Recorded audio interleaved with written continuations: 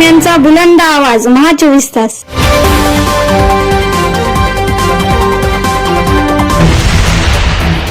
आपल्याकडे मुखेड तालुक्यामध्ये लेंडी धरणाचं जे काही प्रभाव क्षेत्र आहे त्याच्यामध्ये काल रात्री प्रचंड पाऊस झाला.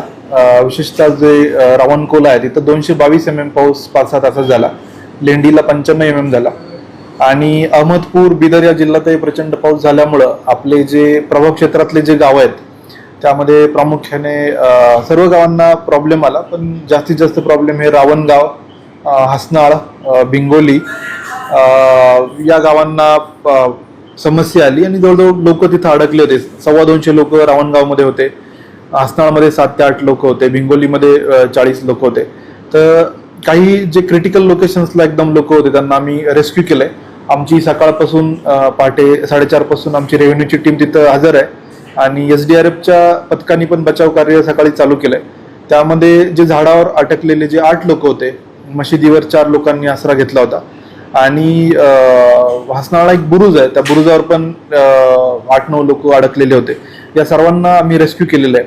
आता जे उर्वरित लोक आहेत ते तसं सध्या सुरक्षित ठिकाणी आहे, परंतु पाण्याने वेढलेले आहेत, तर त्यांना बचाव कार्याचं काम चालू आहे. तर या कामी SDRFची टीम आहे, पोलिसांची क्विक रिस्पॉन्स टीम पण त्या ठिकाणी पोहोचलेली आहे आणि अतिरिक्त मदत आम्हाला लागेलच म्हणून आम्ही बॉम्बे सॅपर्स म्हणून आर्मीचं जे युनिट आहे छत्रपती संभाजीनगरचं, तर त्यांना आम्ही पाचारण केलेले ते पण आता पोहोचत आहेत.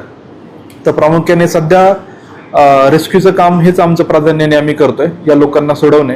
दुसरीकडं जी प्राण्यांची हानी मोठ्या प्रमाणावर झालेली आहे, विशेषतः शेळ्या आणि जनावरं जे आहेत हे मोठ्या प्रमाणावर दगावलेले आहेत. याचा आकडा निश्चित करण्याचं काम पशुसंवर्धन विभाग करतोय, परंतु संख्या 150-200 पेक्षाही जास्त आहे, तर ते आपल्याला लवकरच कळेल. त्याचसोबत आता पुढच्या ज्या येणारा जो दिवस आहे याच्यामध्ये लातूरला ऑरेंज अलर्ट आहे आणि आपल्याकडं पण वेदर फोरकास्टमध्ये पाऊस आहे. तर यामध्ये विसर्गाचा मॅनेजमेंट मोठा मुद्दा आहे. तर मी जे तेलंगणाचे प्रधान सचिव आहेत जलसंपदाचे त्यांच्याशी मी संपर्क साधलेला आहे आणि पोचमपाड धरणातून जो होणारा विसर्ग आहे तर त्याला व्यवस्थित मॅनेज करण्यासाठी आमचं चांगलं कॉर्डिनेशन आहे. बिदर कलेक्टर आहे, लातूर कलेक्टर आहे, यांच्यासोबत पण आम्ही एक आता चर्चा केली.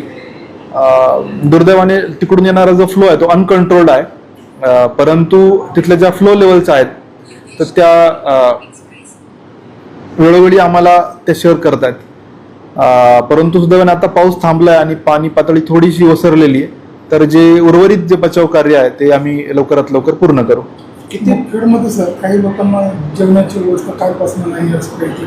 हो, काही लोकांना जेवणाची व्यवस्था नाही आहे कारण ते अडकलेले आहेत, तर ती पण मी आमच्या रेव्हेन्यूच्या टीमला सांगितलंय. ती लवकरात लवकर त्यांच्यापर्यंत पण आपली टीम पोहोचेल आणि लवकरात लवकर त्यांना ही सगळी मदत पोहोचेल. विशेषतः जो प्रभाव क्षेत्रातले जे गाव आहेत पुनर्वसित होते परंतु त्यांचं स्थलांतरण होणं बाकी होतं, या पट्ट्याला जास्त अडचण आलेली आहे आणि आजच्या दिवसामध्ये हे सगळं कार्य आम्ही पूर्ण करू. काय आव्हान? नागरिकांना सगळ्यांना माझं आव्हान आहे की आपण कुठल्याही अनावश्यक कामासाठी म्हणजे फार अत्यंत क्रिटिकल काय असेल तरच बाहेर पडा, शक्यतो बाहेर पडू नका, घरात थांबा, काळजी घ्या. कारण पावसाचं प्रमाण आपल्याकडे आज सांगितलेलं आहेच, अलर्ट आहे, परंतु त्याचसोबत आपल्या जिल्ह्यामध्ये इसापूर धरणाचा जो विसर्ग आहे तो पण आहे. त्यानंतर पैनगंगा, पूर्णा इकडचा पण आपल्याला आवक वाढलेली आहे.